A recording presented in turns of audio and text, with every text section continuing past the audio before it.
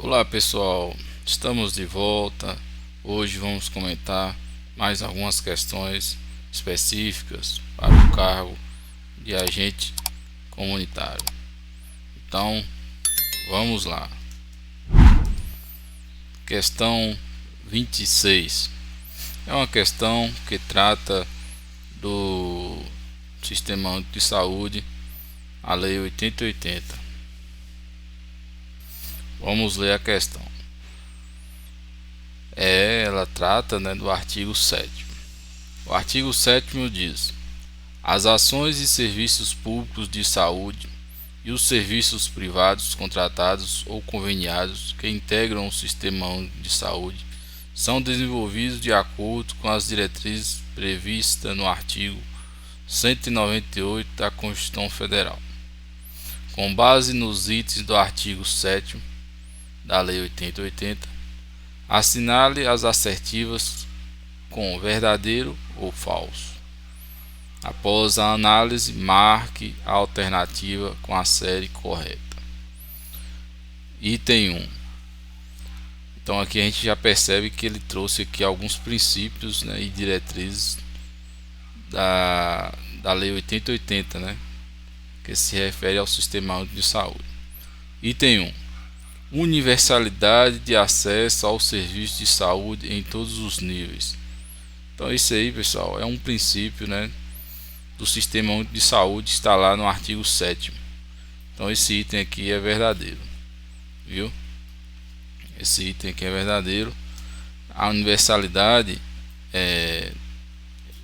se refere ao acesso. Todos têm acesso ao Sistema Único de Saúde, independente de classe social, independente de cor, de raça, de sexo, de poder aquisitivo, se contribui ou não para a previdência. Então todos vão ter acesso ao Sistema Único de Saúde. Então está lá no artigo 7º. Item 2. Integralidade de assistência, entendida como um conjunto articulado e contínuo das ações e serviços preventivos e curativos, individuais e coletivos, exigido para cada caso, em todos os níveis de complexidade. Então, também é um princípio do Sistema Único de Saúde, está lá na 8080, Essa opção aqui também é verdadeira. Então, o Sistema Único de Saúde, ele vai ter esse princípio da integralidade, que vai atuar tanto de forma preventiva, através de campanhas, vacinação, como de forma curativa, necessidade de intervenção. Tudo bem? Então, quando ele fala aqui nos níveis de complexidade do sistema, ele está se referindo, ao nível primário, que seria o acesso às unidades básicas; nível secundário, o acesso às unidades de pronto atendimento, as UPAs; e o acesso terciário seria, nos hospitais. Então, com certeza, temos aí a presença de um princípio do Sistema Único de Saúde. Próximo item, ele diz: preservação da autonomia das pessoas na defesa de sua integridade física e moral. Também é um princípio do Sistema Único de Saúde. Então, o paciente ele vai ter a autonomia de definir o que é melhor, para ele. Então, por exemplo, ele tem a autonomia de não aceitar um determinado procedimento, de acordo com as suas convicções, a sua cultura. Então, ele pode se recusar a ser submetido a um determinado procedimento, certo? Então, o paciente ele tem autonomia, viu? Próximo item: igualdade da assistência à saúde, sem preconceito ou privilégio de qualquer espécie. Então, todos vão ter igualdade de acesso, Então, você está lá no hospital esperando um atendimento, chega um filho de algum político e vai passar na sua frente. Não pode, né, pessoal? Não pode, a menos que ele esteja em uma situação mais crítica, né, de urgência. Aí sim, aí ele vai passar na sua frente e ser atendido primeiro. Mas caso não seja nada de urgente, ele vai ter que esperar, né? Ele tem que esperar a vez dele, né? Então todos vão ter o mesmo tipo de assistência, viu? Sem privilégio ou preconceito. Então item também o que? Verdadeiro. Próximo item: direito à informação às pessoas assistidas sobre sua saúde. Então item também verdadeiro, viu, pessoal? Está lá no artigo 7º da lei 8080, né? Ela traz uma série de princípios e diretrizes.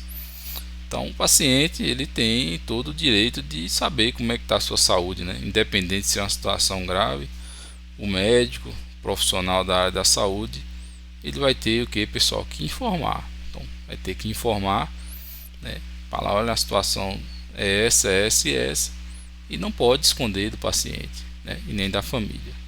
Então perceba, questão 26, pessoal, todos os itens são verdadeiros, né? Temos aqui presenças de princípios e diretrizes do Sistema Único de Saúde. Então o gabarito dessa questão é a letra B.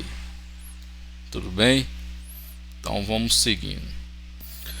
Questão 28. Então temos aqui uma questão que envolve a portaria 2436 de 2017.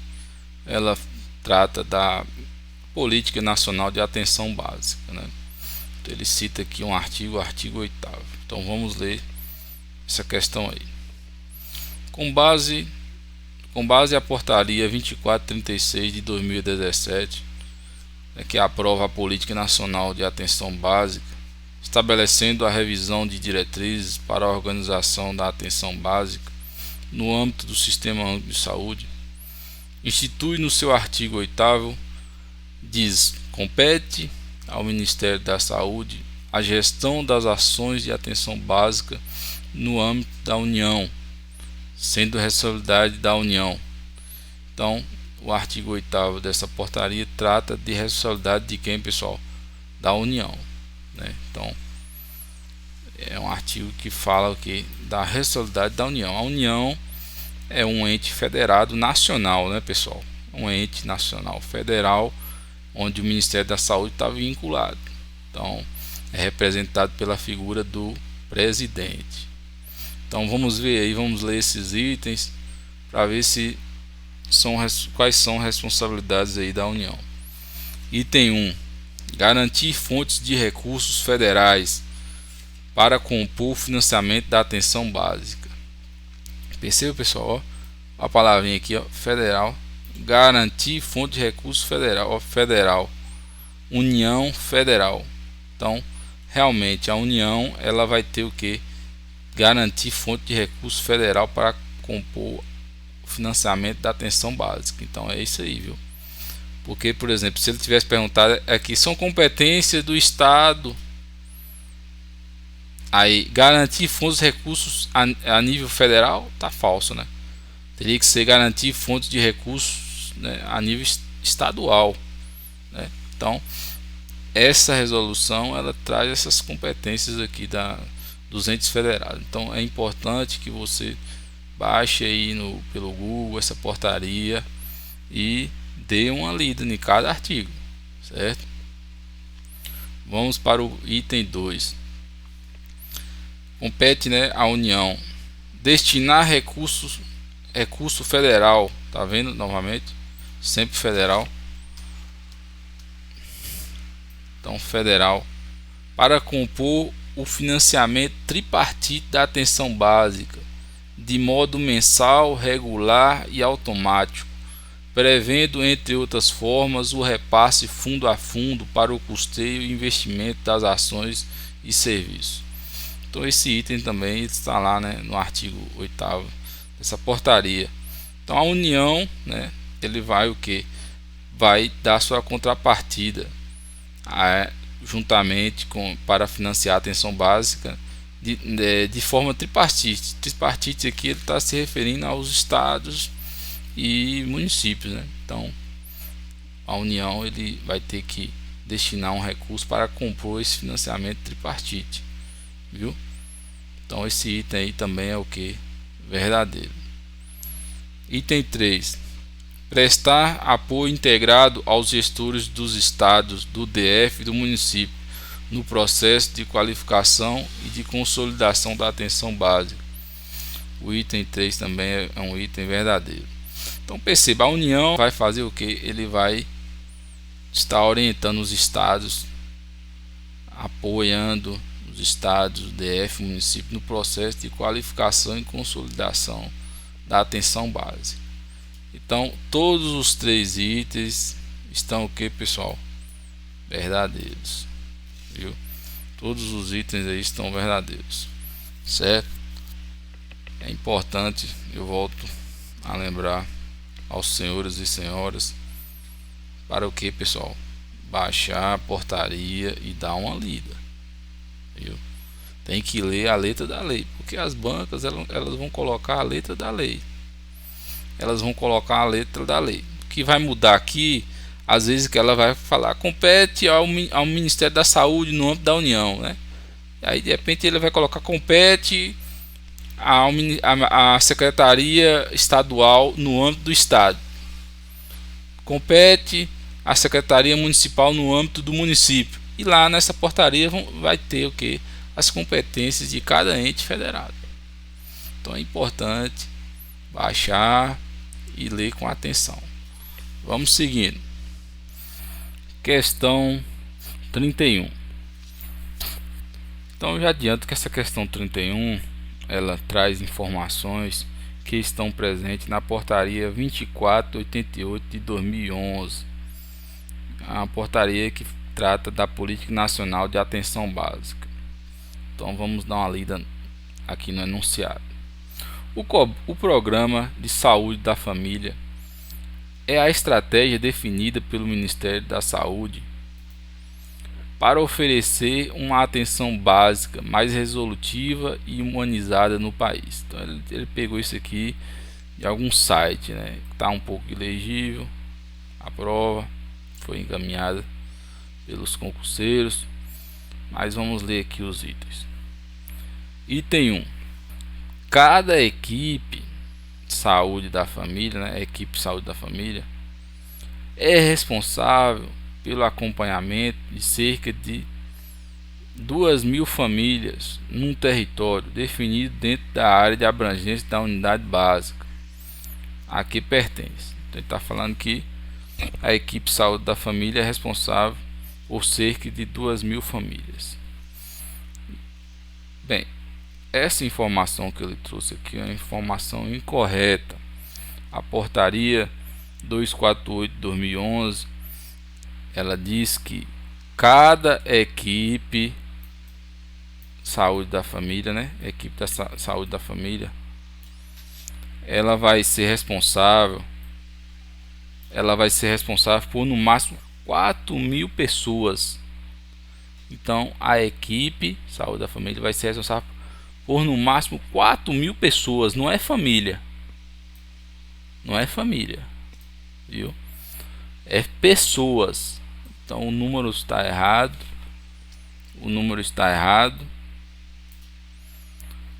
E aqui também não é família. Então são o que, pessoal? São 4.000 pessoas, tendo em média de recomendação de 3.000. Então o máximo seria 4.000 pessoas e a média, né, recomendada é de 3.000 pessoas, viu? Então esse primeiro item está o que, pessoal? Está falso. A equipe saúde da família é composta de pelo menos um médico, um enfermeiro, um técnico de enfermagem e no mínimo o que, pessoal? Um agente de saúde. Então tem que ter no mínimo esses 4 profissionais, e facultativamente pode ter a presença de um dentista, né? Facultativo significa que não é obrigatório, mas esses primeiros profissionais aqui que eu acabei de citar necessário para se ter o que? A formação de uma equipe de saúde da família. Tudo bem? Então, o primeiro item é item falso. É 4.000 máximo por 4.000 pessoas a equipe. E a média recomendada é de quantas pessoas? 3.000. Então ele pode trazer o valor 4.000, se referindo ao máximo, ou a média de 3.000. Viu? Pode ter, já vi questões falando da média e já também vi questões trazendo o valor máximo de 4.000 pessoas. Item 2.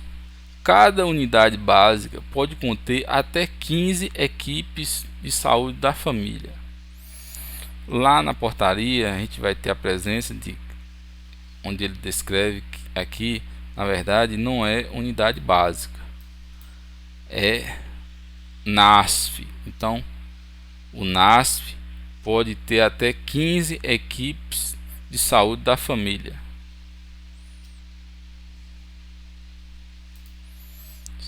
Então, essa opção 2 aqui, ó, é falsa. Não poderia ser unidade básica, porque veja bem, pessoal, uma unidade básica, a recomendação, caso ela tenha equipe, né, de saúde da família, a recomendação está na portaria, é que uma unidade seja responsável por no máximo 12.000 habitantes. 12.000. Então, assim, se a unidade básica é responsável por 12.000 habitantes, se ela tiver a equipe de saúde da família, né? Porque se não tiver a equipe, pode ser até 18.000 habitantes. Então vamos supor que uma unidade que tenha a equipe de saúde da família, 12.000 habitantes, ela vai ser responsável.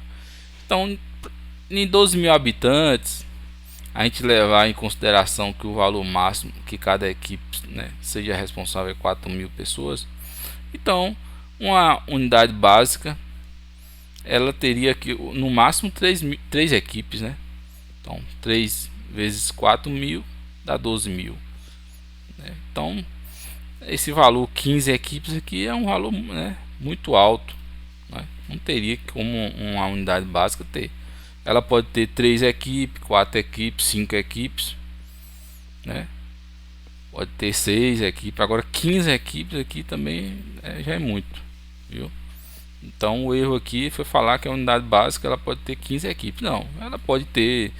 Lá na portaria não fala o limite da unidade básica, mas pela quantidade de pessoas que uma unidade básica pode atender, ela pode ter até 6 equipes aí, viu? 6, 7, agora 15 também é muito. Item 3. A atenção básica é um conjunto de ações de saúde no âmbito individual e coletivo, que abrange a promoção e a proteção da saúde, a prevenção de agravos, o diagnóstico, o tratamento, a reabilitação e a manutenção da saúde. É a porta de entrada do sistema de saúde e se articula com outros níveis de atenção. Então, esse item está falando que a porta de entrada, né, do sistema de saúde é a atenção básica. É isso mesmo, né? O PSF lá, a unidade básica, é a porta de entrada, né? Esse item 3 é verdadeiro, viu? Então o gabarito aqui dessa questão é apenas o que, pessoal? A letra D, apenas o item 3. Tudo bem? Então vamos seguindo. Questão 32 é uma questão que trata sobre DST, um tema também que sempre está presente nas provas de agente de saúde. Então vamos ver. A questão fala: assinale a alternativa que completa corretamente a lacuna do trecho acima. Então vamos ler o texto para saber de qual doença, né, a questão aí enunciada está se referindo. Aí vamos lá. Manifesta-se inicialmente como uma pequena ferida. Então já falou aqui, ó. Ferida nos órgãos sexuais. Aí chamou de cancro duro. Cancro duro. E com ínguas nas virilhas. A ferida e as ínguas não doem, não coçam, não ardem e não apresentam pus. Após um certo tempo, a ferida desaparece, sem deixar cicatriz, dando à pessoa a falsa impressão de estar curada. Se a doença não for tratada, continua a avançar no organismo, surgindo manchas em várias partes do corpo, inclusive nas palmas das mãos e sola dos pés. Queda de cabelos, cegueira, doença do coração, paralisia. Então vamos ler as opções. Opção A, cancro mole. Olha, a questão aqui já falou que é uma doença que tem o nome de cancro duro. Se ela falou que é cancro duro, aqui não pode ser, né? Cancro duro, que é uma DST aí que ela provoca ferida, viu? Então não tem como ser. Se aqui ela está falando que o nome da doença pode também ser chamado de cancro duro e aqui está falando cancro mole, não tem como ser a mesma coisa, né? Então a letra A já está falsa. Letra B, AIDS. Também a AIDS, né, ela não apresenta esses sintomas, viu? É uma doença sexualmente transmissível que ela diminui a imunidade, né, do organismo, debilita a pessoa, a pessoa passa a ter uma série de sintomas aí até semelhantes à gripe, dor de cabeça, febre, né? Mas não tem relação aí com essa descrição apresentada aí pelo enunciado, viu? Então, letra B aqui também é falsa. Gonorreia. Gonorreia é uma doença que é conhecida mais como pingadeira, viu? Ela não apresenta assim feridas, né? É mais corrimento. É mais corrimento. Então, a letra D aqui tá o que? Tá falso, viu? E a letra E, linfogranuloma. É uma doença também provocada, né, por uma bactéria, que também é uma doença conhecida como mula, viu? E provoca inchaço na virilha. Então, pessoal, a questão 32 aqui, o gabarito aqui é sífilis, viu? O gabarito aqui é a letra o quê? Letra C, viu?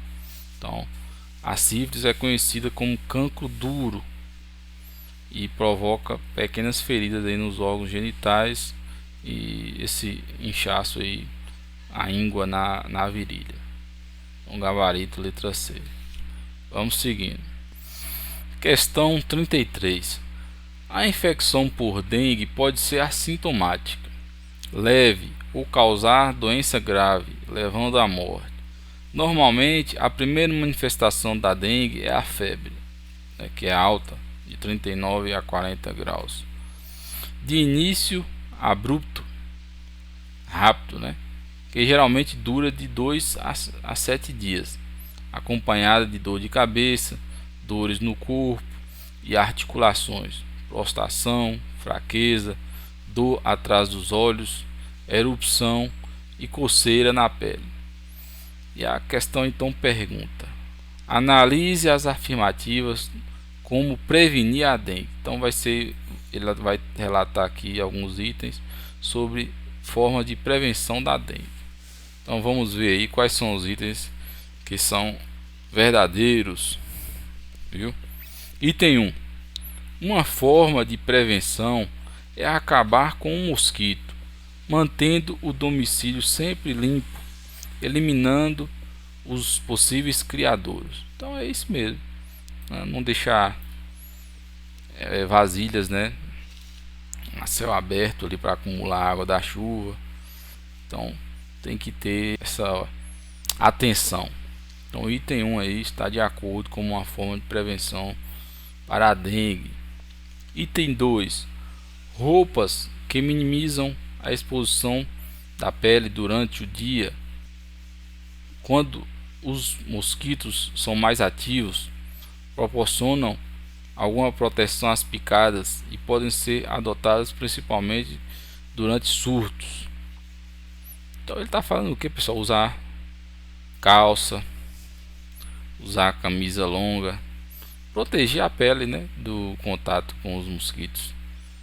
Então, verdadeiro também o item 2. Item 3, repelentes e inseticidas também podem ser usados seguindo as instruções dos rótulos. Então hoje tem, né, repelentes que também são utilizados, inseticidas, né? Geralmente o prefeito aí utiliza na cidade os inseticidas. Passa aquele carro lá na frente das residências lá jogando, né? Jogando lá, pulverizando. E os repelentes também, nas farmácias a gente encontra repelentes. Então, item 3, verdadeiro. Item 4, mosquiteiros proporcionam boa proteção para aqueles que dormem durante o dia.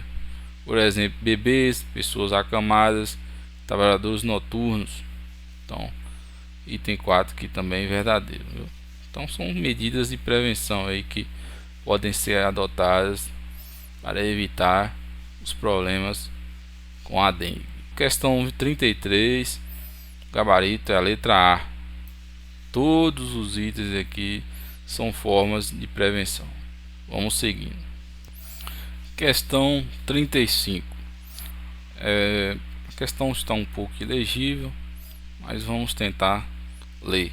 É uma questão que trata sobre hipertensão arterial. É um tema também recorrente em provas para o cargo de agente de saúde. A questão diz: analise as afirmativas abaixo, V para verdadeiro, F para falso. Em seguida, assinale a opção correta. Então, a banca pegou um site aqui aleatório da internet e colocou esses itens aqui. Alguma matéria lá, viu? De um médico, pelo que eu vi, é um médico que acabou apresentando essas informações aqui. Então vamos lá. Item 1. A hipertensão arterial está diretamente relacionada ao aumento da pressão mínima, quando os pequenos ramos arteriais nos órgãos e tecidos estão contraídos, obstruídos ou lesados, dificultando a passagem do sangue e, portanto, impedindo a nutrição adequada dos tecidos. Então é isso aí, viu? A hipertensão é justamente isso, quando as paredes das artérias ali, elas criam resistência. Então criam uma certa resistência e aumenta o que? A pressão nas paredes. Aumenta a pressão. Então aí aumenta o risco de a parede ali arterial, né, o tecido ali, ele se romper e provocar uma hemorragia. Pode provocar uma hemorragia a nível cerebral, que seria, por exemplo, um AVC, acidente vascular cerebral. Então o item 1 aí é um item verdadeiro. Então vai ocorrer o aumento da pressão mínima. Então a pressão tem a mínima e a máxima. Então quando você fala 12 por 8, 12 seria a máxima e 8 seria a mínima. Então o pessoal sempre fica mais preocupado quando a mínima está, né, bem elevada, né? Então se preocupa mais com o valor da mínima. Então esse item aí é verdadeiro, viu? Item 2. O aumento da resistência periférica e o estado de hipertensão arterial podem ocorrer sem uma causa conhecida. Então essa é a verdade, né? Com o envelhecimento, com o andar da nossa vida, o tecido, né, do nosso corpo, ele vai também envelhecendo, vai diminuindo, né, o poder de renovação e regeneração, vai perdendo a sua capacidade de elasticidade. E aí a gente tem a presença da hipertensão arterial primária ou idiopática. E quando você vê esse nome, primária ou idiopática, está se referindo a pressão arterial, né, que não tem uma causa específica, né, já é algo natural do nosso organismo, viu? Então é bom você gravar: hipertensão arterial primária é isso, quando não tem uma causa específica. Aí ele fala, ou acontecer devido a uma doença que pode causar hipertensão arterial, como a doença renal crônica, estenose das artérias renais, tumor da glândula renal, entre outras complicações. Então temos também a hipertensão arterial secundária. A secundária é quando já existe uma determinada doença. E aí você fazendo o tratamento daquele problema de saúde, você consegue então resolver o problema da hipertensão, né? Então a primária, uma vez a pessoa tendo ali, ela vai ter pro resto da vida a hipertensão arterial primária. Já a secundária, ela é decorrente de uma doença específica e caso você consiga resolver aquele problema, ela pode desaparecer. Então um exemplo aí é um tumor lá na glândula renal, né? Então vai secretar, né? Vai estar alterando a concentração dos hormônios e aí consequentemente nós vamos ter a presença de hipertensão. Então isso aí é uma hipertensão chamada hipertensão arterial secundária, decorrente de uma doença, uma causa específica. O item 2 aqui também é um item verdadeiro. Vamos ver o item 3. A grande maioria dos casos de hipertensão arterial é de causa primária, sem causa conhecida. Tá vendo aí? Foi o que a gente acabou de comentar. Portanto, a hipertensão arterial é considerada doença que deve ser tratada na fase inicial. Sem dúvida, as elevadas taxas de incidência dessa doença no Brasil, cerca de 30% da população, né? Ela que constitui grave problema de saúde, né, pública, que tem atraído a atenção dos órgãos públicos. Aí falou, completa Franco. Franco é um médico aí que estava dando essa reportagem. Então, pessoal, essa opção aqui, esse terceiro item, na minha visão, é um item verdadeiro. É um item verdadeiro. Só que a banca, ela apresentou o gabarito como a letra B. Ela apresentou esse item aqui como falso, sabe? Ela apresentou esse item como falso. Eu confesso que eu não consegui localizar o erro. Talvez o pessoal entrou com recurso nessa questão. Talvez a banca tenha alterado por causa dessa última parte aqui, ó. Lá na reportagem o médico não fala isso, que tem atraído a atenção dos órgãos públicos. Lá na reportagem que ele pegou aqui, ó, não fala isso.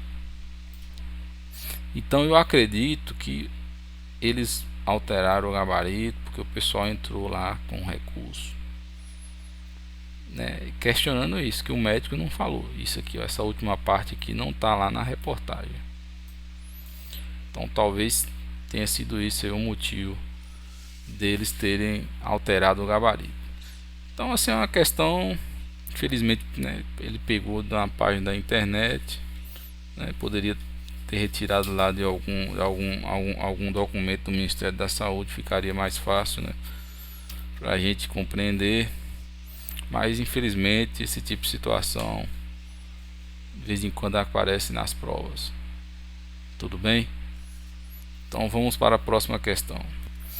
Questão 36. É uma questão que traz o tema de diabetes. Sempre também está presente nas provas, viu, pessoal?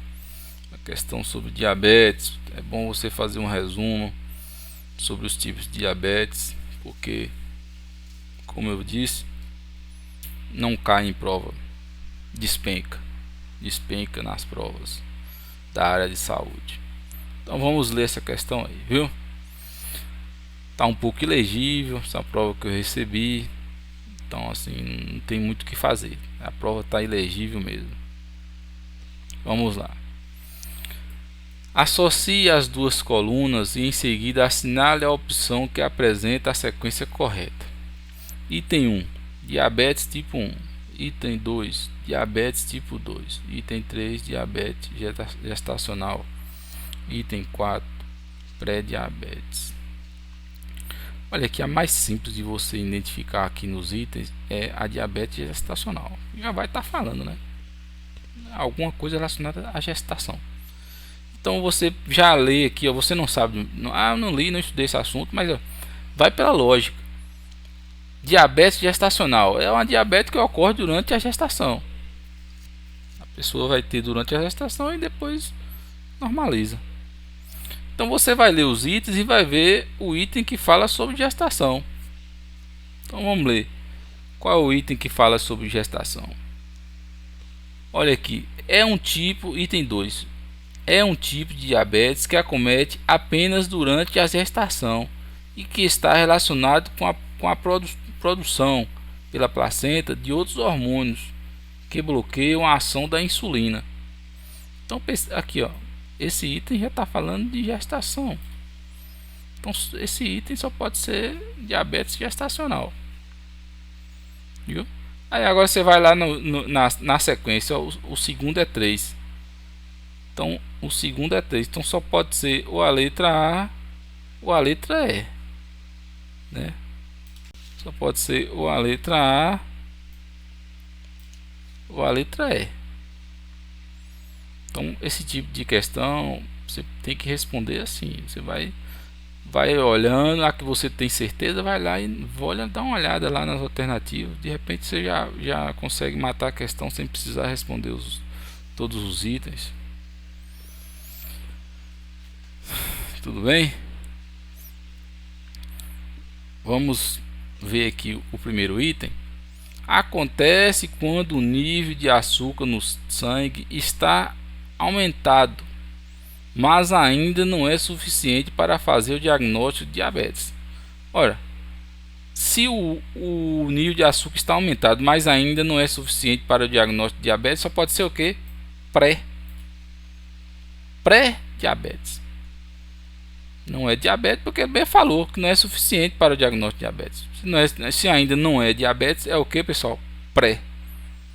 Pré-diabetes. Então esse primeiro item é o que? Pré-diabetes. Vamos lá. Terceiro item aqui é o mais comum, mellitus, e acontece devido a uma resistência à insulina que surge ao longo da vida, normalmente devido a maus hábitos alimentares. Essa resistência diminui a ação da insulina no corpo e faz com que a glicose acabe se acumulando no corpo. Então vamos lá.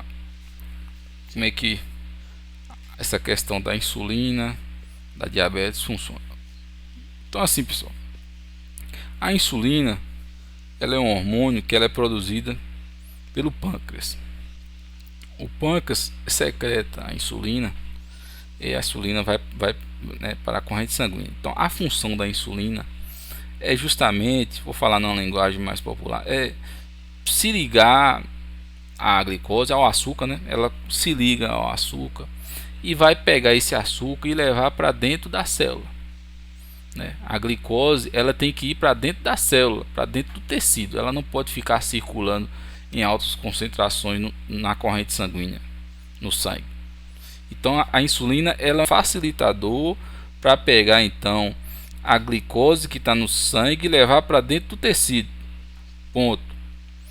No diabetes tipo 2, o que acontece? Existe uma produção de uma insulina defeituosa.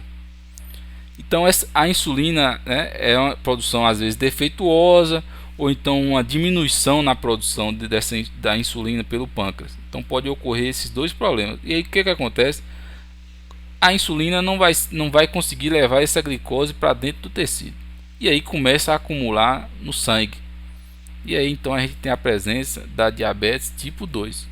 Que aí agora a pessoa vai ter que começar a fazer uso de medicamentos ou da própria insulina injetável. Então essa descrição aqui que ele apresentou, que ocorre ao longo da vida, né, ela só pode ser a diabetes tipo que, pessoal? Tipo 2. Viu? A tipo 2 é essa. Agora vamos ver o próximo item. É menos comum e surge desde o nascimento, sendo considerado uma doença autoimune, já que o próprio organismo ataca as células do pâncreas, responsável por produzir a insulina. Assim, a insulina não é produzida, a glicose não é transportada para as células e acaba se acumulando no sangue. Então, esse próximo item aqui ele está falando da tipo 1. A tipo 1 geralmente, né, acomete crianças. Então a pessoa ali já nasce com a deficiência, o pâncreas não consegue produzir insulina, ponto. Então vai começar, a pessoa já nasce já tendo que fazer uso da insulina, pessoal. Então já é um problema lá na produção mesmo, no pâncreas, né? Pode ser, né, provocado por doenças autoimunes que atacam o pâncreas, né? O gabarito dessa questão aqui é a letra que, pessoal? Letra E. Então cuidado aqui no você preencher para você localizar a sequência lá correta, né? Então a sequência correta é 4, 3, 2 e 1. Então letra E aqui é o nosso gabarito. Vamos seguindo.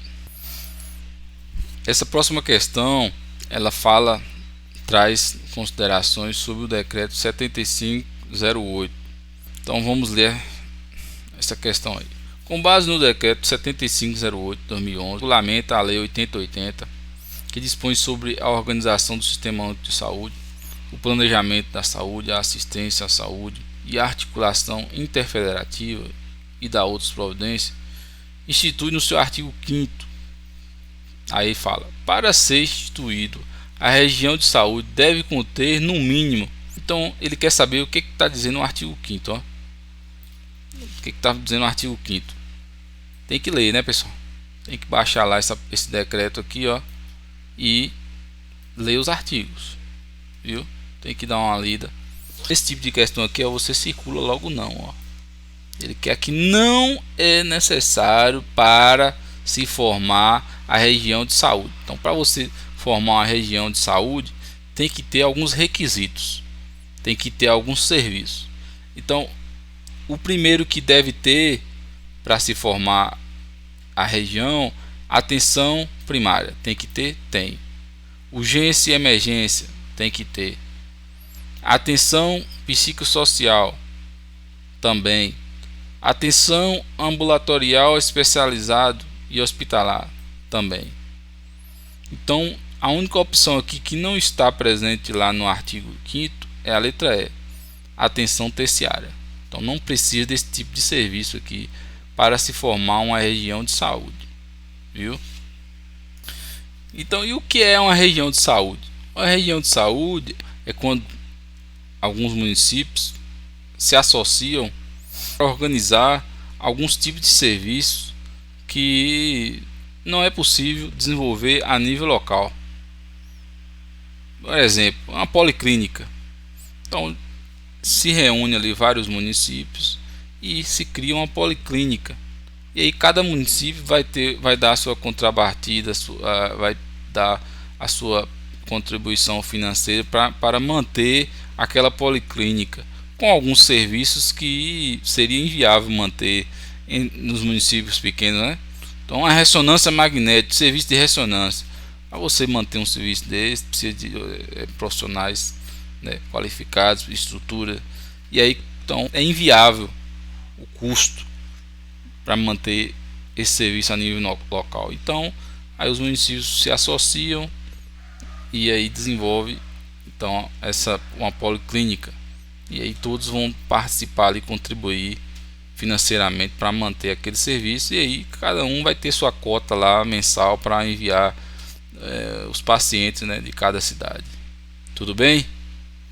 Então, gabarito aí, a letra E. Não é necessário ter o serviço de atenção terciária para formar uma região de saúde. Vamos para a próxima questão. Questão 39. Vamos fechar aqui nossa aula de hoje comentando a questão 39. É uma questão que traz conceitos, faz referência à ética, princípio e moral. É um tema que geralmente também está nos editais. Caso esteja no seu edital, preste atenção. Aí ele fala a questão: associe as colunas, né, e em seguida assinale a opção que apresenta a sequência correta. Ética, princípio e moral. É um tema que na maioria das vezes a gente se confunde, né? O conceito de ética, moral e princípio. A gente fica confuso, se perde na hora da prova. Mas eu vou dar umas dicas para vocês aqui. Vocês vão gravar e se cair você vai conseguir matar essa questão. Olha, toda vez que você vê uma questão envolvendo ética, você vai lembrar da seguinte palavra: estudo.